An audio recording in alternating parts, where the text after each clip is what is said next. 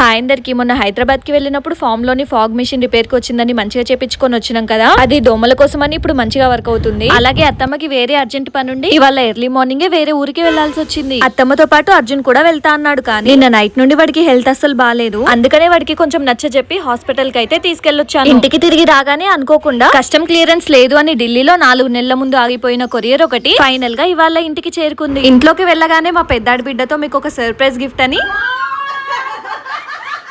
నా హ్యాపీనెస్ అయితే తనతో షేర్ చేసుకున్నా. ఇంతకీ అదేంటో మీకు చెప్పలే కదా, మన ఛానల్ 1 మిలియన్ ఫ్యామిలీ అయింది కదా, అందుకోసమని యూట్యూబ్ నుండి మనకి గోల్డ్ ప్లే బటన్ అయితే వచ్చింది. దీనికి రీజన్ అయితే మీరే, మీ అందరి లవ్ అండ్ సపోర్ట్ వల్లనే ఇది సాధ్యమైంది. అందుకోసమని మీ అందరికి పేరు పేరున థ్యాంక్ యూ చెప్పుకుంటున్నా. ఇంకా నైట్ అత్తమ్మ ఇంటికి వచ్చేసరికి లేట్ అయిందని చెప్పి తనకేం చెప్పలేదు. నెక్స్ట్ డే మార్నింగ్ కి అత్తమ్మ గోల్డ్ ప్లే బటన్ వచ్చింది అని చెప్పేసి సడన్ గా చూపించాను. చాలా అంటే చాలా హ్యాపీగా ఫీల్ అయ్యారు.